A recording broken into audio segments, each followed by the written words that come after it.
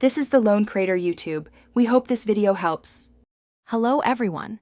In this video I will explain how to replace an Infiniti G37 alternator. Before we begin, safety is paramount.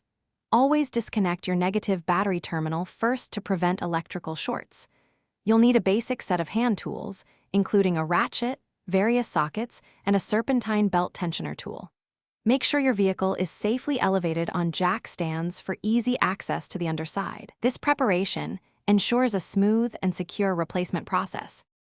Now, let's gain access to the alternator. You'll need to remove the air intake components and possibly the coolant reservoir to create enough working space. Next, locate the serpentine belt tensioner. It usually has a square opening for a 3/8 or 1/2 inch drive ratchet. Apply pressure to release the tension, then carefully slip the serpentine belt off the alternator pulley.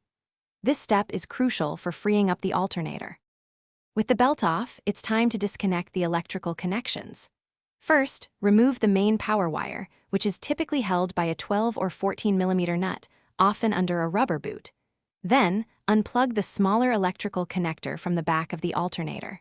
Finally, remove the 3 mounting bolts. There's usually one 14 millimeter bolt at the top and two 12 millimeter bolts at the bottom. Once these are out, you can carefully maneuver the old alternator free. Now for the installation of your new alternator. Carefully position the new unit, aligning it with the mounting points.